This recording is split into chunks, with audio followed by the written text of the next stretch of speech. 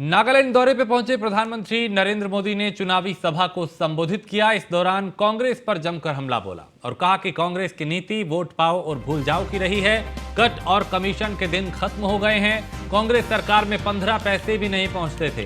पहले देकर भी यानी पैसा देकर भी राशन पहले नहीं मिलता था और कांग्रेसियों ने नागालैंड को जेब भरने का जरिया माना। प्रधानमंत्री ने यह भी कहा, कांग्रेस ने हमेशा परिवारवाद को बढ़ावा दिया है।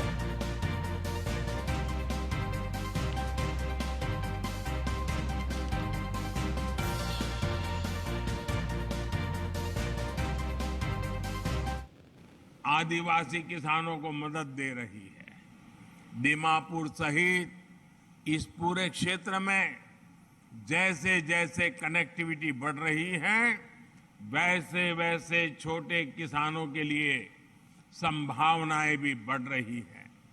नेचुरल फार्मिंग और मिलेट श्री अन्न को प्रमोट करने के लिए बहुत बड़े कदम इस वर्ष के बजट में उठाए गए हैं।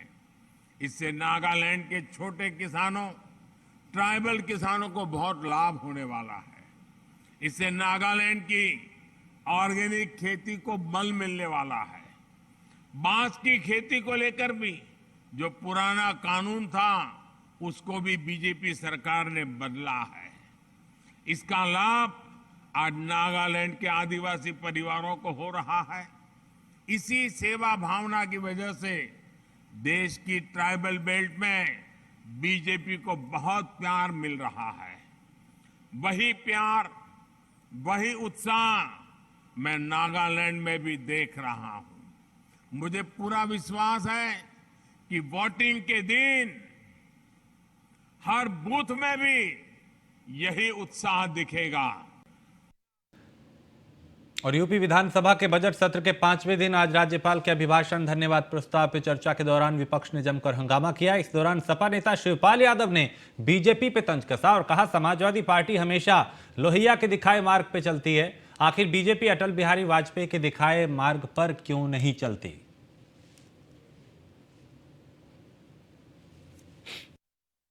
डॉक्टर लोहिया के आदर्शों पर भी चल रहे हैं। आचार्य नरेंद्र देव के आदर्शों पर भी चल रहे हैं। जनेश्वर मिश्रा से तो हम लोगों ने बहुत कुछ सीखा। हमारे तो वो अभिभावक भी थे और हम इतना पूछना चाहते हैं। राजनारायण भी थे। राजनारायण जी की तो हमने बहुत छोटी छोटी सभाएं भी कराई। जनेश्वर मिश्रा जी की बहुत छोटी छोटी सभाएं कराई। हमने तो माननीय अटल जी बिहारी वाजपेयी जी की सभाओं में जा करके समाजवादी होते हुए भी उनका भाषण सुनने जाते थे। मैं इसलिए जानना चाहता हूं, मैं इसलिए कहना चाहता हूं आप सब लोगों से, भारतीय जनता पार्टी के लोगों से भी कहना चाहता हूं, कम से कम अटल बिहारी वाजपेयी के आदर्शों पर, सिद्धांतों पर चलना तो सीखो। और समाजवादी पार्टी के अध्यक्ष अखिलेश यादव नोएडा के वाजिदपुर गांव पहुंचे। इस दौरान उन्होंने कार्यकर्ता प्रवीण यादव के घर मूर्ति का अनावरण किया, जिसके बाद सरकार पे निशाना साधा और कहा कि जातीय जनगणना तो होनी ही चाहिए। ये जनगणना ब्रिटिश जमाने में हुई थी और जागरूक समाज भी अब आगे आ रहा है। समाजवादी पार्टी को बहुत चिंता है कि जाति जनगणना हो और उनसे कहिए कि अपनी असिस्टेंट गिरी छोड़ें। ये सवाल मुख्यमंत्री जी का है। सवाल मुख्यमंत्री जी से पूछा गया है। वो अपने विभाग का बजट तक नहीं बढ़ा सकते। जो मंत्री अपने विभाग का बजट न बढ़वा पाए, बड़े विभाग से छोटा पहुंच जाए, जनता ने जिसको नकार दिया हो, वो क्या जवाब देंगे? और उनकी हैसियत थोड़ी है कि जाति जनगणना करा लेंगे। ये तो मुख्यमंत्री जी करा सकते हैं, प्रधानमंत्री जी करा सकते हैं, इसलिए उनकी बात का कोई मतलब नहीं है। सर, कानून व्यवस्था पे क्या कहेंगे? कानून व्यवस्था आपने देखा नहीं। सरकार को याद रखना चाहिए कि बुलडोजर में दिमाग नहीं होता है। ये जो बुलडोजर लेकर के घूम रहे हैं, ये बुलडोजर से जिस तरीके से माँ और बेटी की हत्या हुई है, अगर कोई दोषी है उसके लिए तो भारतीय जनता पार्टी। एक ब्राह्मण परिवार के बेटे को न्याय मांगने गया, उसको नंगा कर दिया। आप कल्पना कर सकते हैं, आज के समय पर कोई न्याय मांगने जाए और पुलिस उसको नंगा करते हैं और मुख्यमंत्री और सरकार पूरी बैठी देख रही हो। समाजवादी पार्टी को तो अखिलेश यादव नोएडा पहुंचे और यहां पे एक के बाद एक कई मुद्दों को आधार बना के वो सरकार को घेरते हुए नजर आए। फिर चाहे कानून व्यवस्था हो, जातीय जनगणना हो और कई अन्य मुद्दों को आधार बना के वो सरकार को घेरते हुए दिखाई दिए। इससे पहले सदन में भी कल जब चर्चा हुई तो अखिलेश यादव जातीय जनगणना कराने की मांग कर रहे थे और पूछ रहे थे कि सरकार इससे क्यों भाग रही है। इसके अलावा कई और मुद्दे भी थे, विषय भी थे जिन्हें आधार बना के अखिलेश सरकार को घेर रहे थे। और आज वो नोएडा पहुंचे, यहाँ पे एक मूर्ति का अनावरण किया, उसके बाद सभा को भी संबोधित किया और फिर मीडिया से बात करते हुए अलग अलग विषयों को उठाया और उनको आधार बनाते हुए यहाँ पर भी वो कटाक्ष करते हुए नजर आए, सरकार को घेरते हुए नजर आए।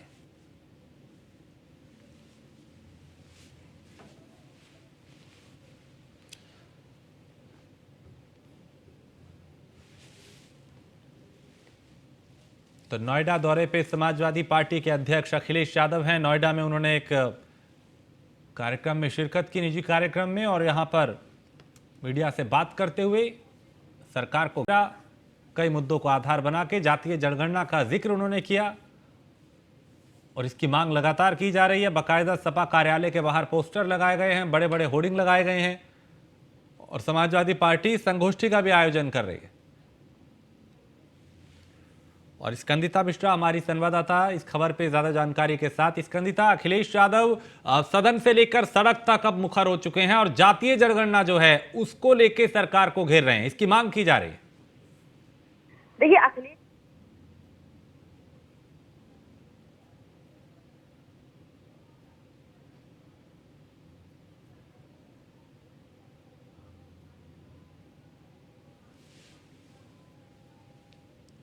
पार्टी एकदम से सुर्खियों में आई थी, वो कहीं ना कहीं एकदम से दबा दिया गया।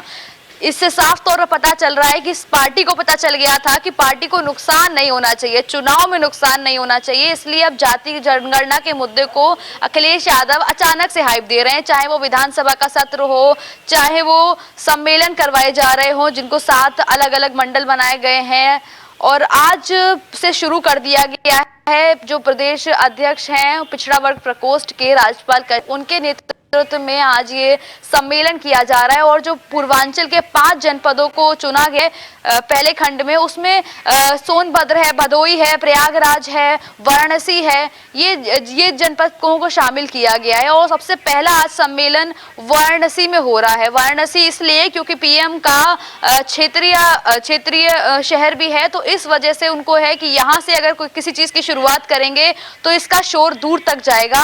और लगातार समाजवादी पार्टी जाति जनगणना की मांग कर रही है। उनको लगता है कि जाति जनगणना करवा देनी चाहिए, जितनी जिसकी संख्या हो उसको उस हिसाब से उतने अधिकार मिल जाने चाहिए। और इसकी मांग जो और भी विपक्षी पार्टियां हैं, जैसे निषाद पार्टी की बात की जाए तो वो भी कर रहे हैं।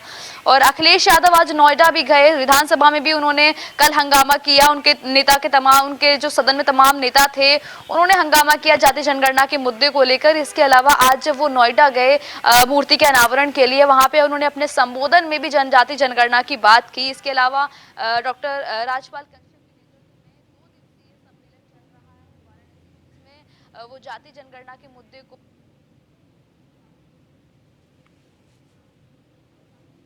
समाजवादी पार्टी के तमाम नेता मौजूद हैं और जो पूर्वांचल का वोट बैंक है कहीं ना कहीं उस पर फोकस करने की भी कोशिश की जा रही है। इससे पहले भी अखिलेश यादव ने तमाम पूर्वांचल के दौरे करे हैं और अभी भी अखिलेश यादव ने सबसे पहला जो 7 खंड डिवाइड किए, उसमें सबसे पहला जो खंड है उसमें जो 5 जनपदों को शामिल किया गया है, उसमें पूर्वांचल पर फोकस रखा गया है। तो इसकी शुरुआत ही उन्होंने पूर्वांचल से की है कि उनको लग रहा है कि वहाँ का वोट अहम है। और खास करके जब से शिवपाल सिंह यादव ने कमान संभाली है, जिस दिन से उन्होंने समाजवादी पार्टी के कार्यालय में कदम रखा है, उस दिन से कहीं ना कहीं समाजवादी पार्टी की हर एक चाल जो है वो सोच समझ कर हो रही है। वो बहुत सोच समझ के कदम रखे जा रहे हैं। उनको लग रहा है कि कोई भी एक ऐसा मौका छूटना नहीं चाहिए जिसकी वजह से सरकार को घेरा जा सके। और जाति जनगणना का मुद्दा उन्हीं में से एक है जिसको लेकर वो सदन में भी हंगामा कर रहे हैं और सम्मेलन करते हुए लगातार सरकार पर तंज कसते हुए नजर आ रहे हैं।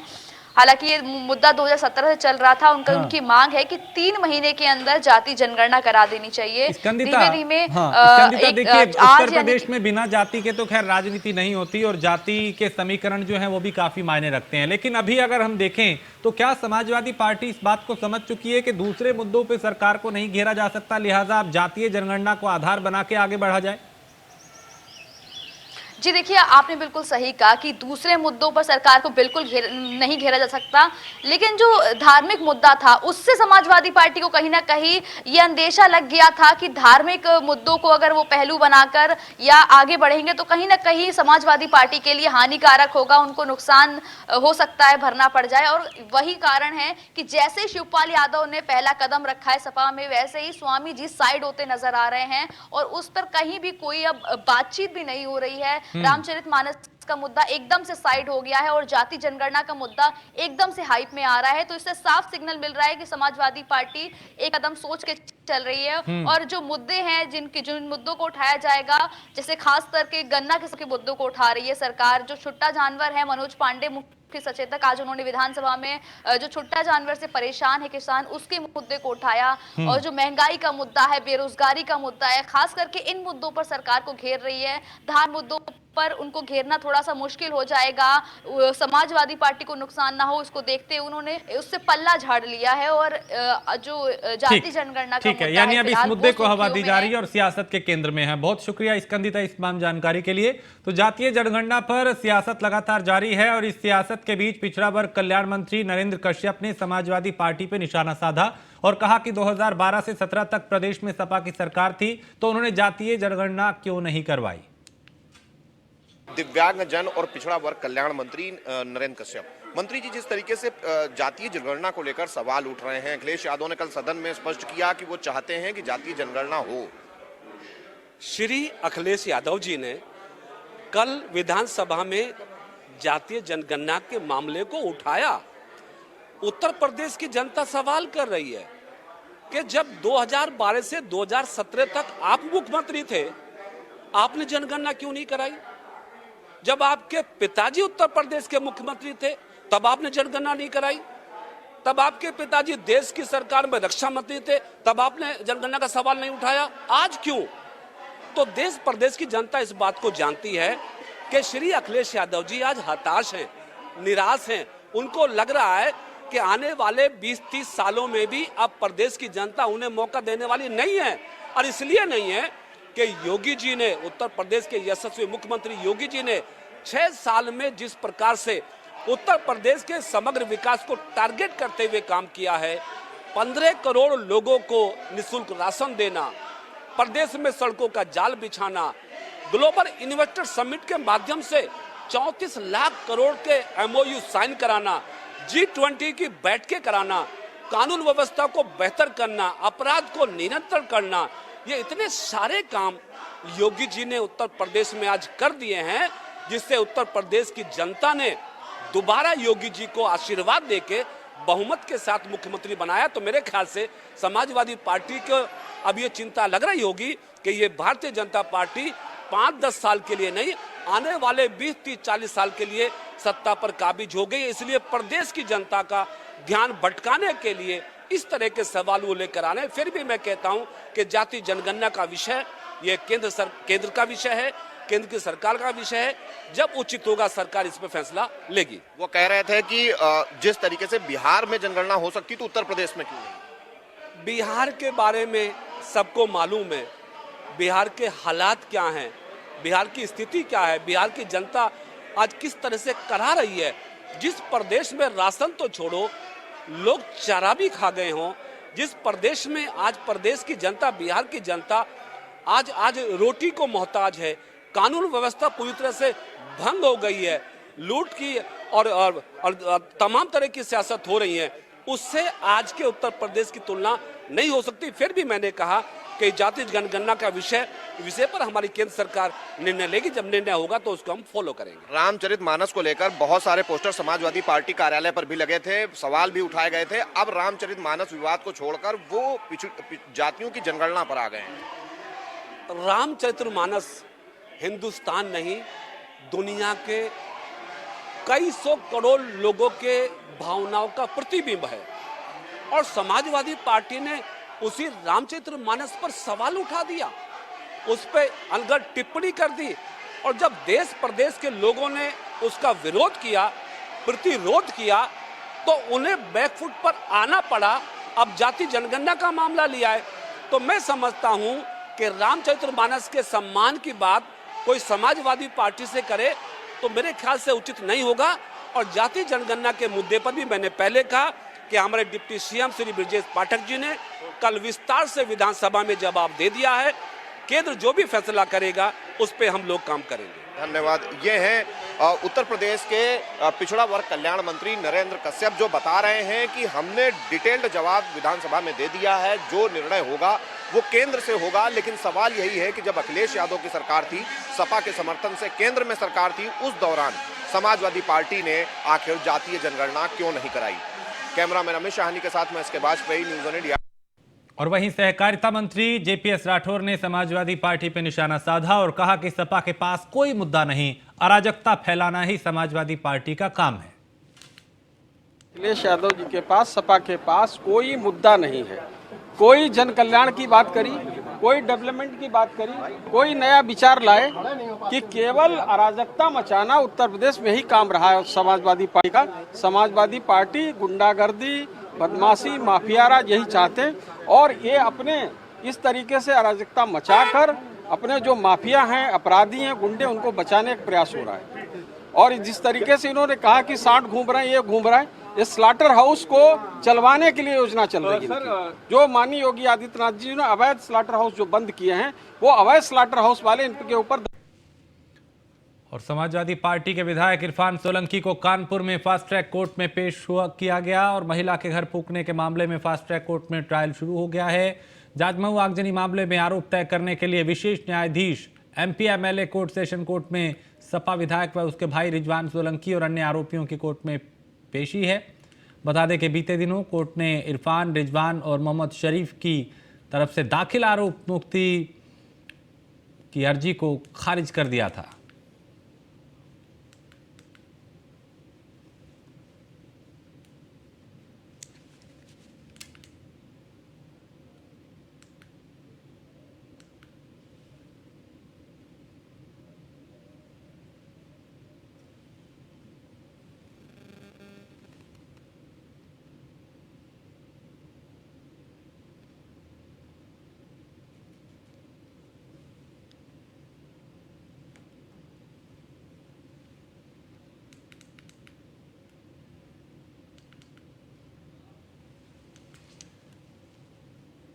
और खबर बुलंदशहर से है, जहां तेंदुए के लिए लगाए गए पिंजरे में एक ग्रामीण फंस गया और वन विभाग द्वारा तेंदुए के लिए बिछाए जाल में फंसा इंसान, लोगों ने इसका वीडियो बना के सोशल मीडिया पे वायरल कर दिया। तेंदुए को पकड़ने के लिए जाल बिछाया गया था, लेकिन उसमें एक आदमी फंस गया और तेंदुए के पंजों के निशान पाए जाने के बाद वन विभाग ने ये पिंजरा लगाया था और तेंदुए के शिकार के लिए ये पिंजरा लगाया गया था।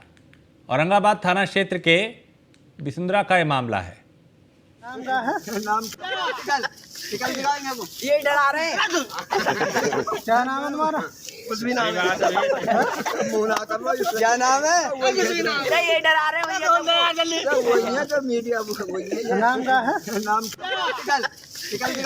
ये डरा रहे हैं। क्या नाम है तुम्हारा? खबर हाथरस से है, जहां टोल टैक्स पे टोल कर्मी को धमकी मिली है और कार सवार ने पिस्टल दिखा के धमकाया। पिस्टल लहरा के टोल कर्मचारी को धमकाया गया। टोल कर्मचारी को पिस्टल से धमकाते हुए युवक फरार हो गया और कार सवार युवक सीसीटीवी में कैद हुआ है। टोल कर्मी ने कोतवाली सादाबाद में मुकदमा दर्ज कराया है। सीसीटीवी फुटेज से पुलिस ने आरोपी की तलाश शुरू कर दी है। आगरा अलीगढ़ रोड स्थित बरोस टोल प्लाजा की यह घटना है।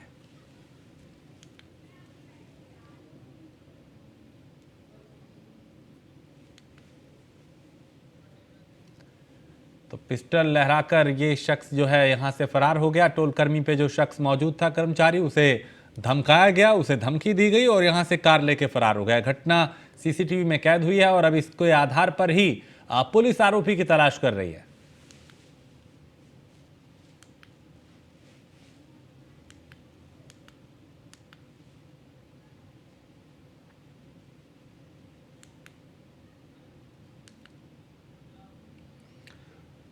और गाजियाबाद के विजयनगर में एक फैक्ट्री में आग लग गई और आग इतनी भयानक थी कि पूरा आसमान धुएं के गुबार में, यानी पूरे आसमान की तरफ जब ऊपर की तरफ नजर गई तो हर तरफ धुआं ही धुआं दिखाई दे रहा था। आग लगने की घटना के बारे में दमकल विभाग को सूचना दी गई।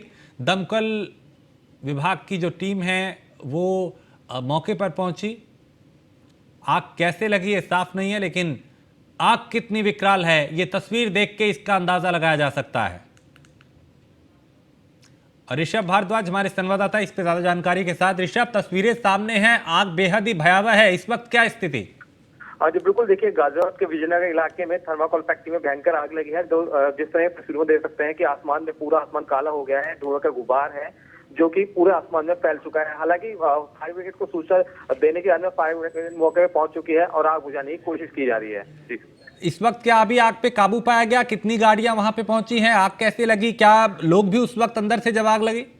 जी बिल्कुल, देखिए आग लगने का कारण अभी स्पष्ट नहीं है, लेकिन फायर ब्रिगेड मौके पर पहुंच चुकी है क्योंकि थर्माकोल की फैक्ट्री थी, केमिकल भी यूज होता है, तो आग पे इतनी जल्दी काबू पाना नामुमकिन होगा।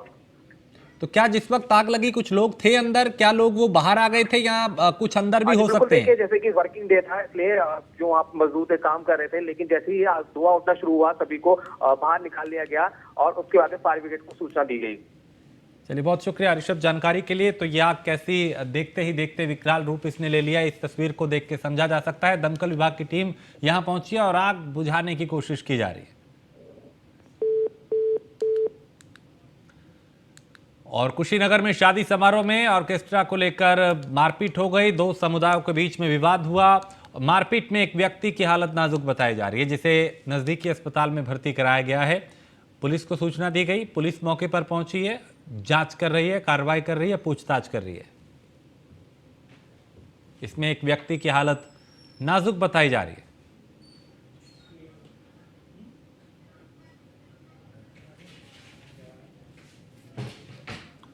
और शादी समारोह में ऑर्केस्ट्रा को लेकर यहां विवाद हुआ था और फिर विवाद इतना बढ़ गया कि दो समुदायों के बीच में मारपीट होने लगी कई लोगों के बीच में, और एक शख्स की हालत इसमें नाजुक बताई जा रही है, जिसे अस्पताल में भर्ती कराया गया है।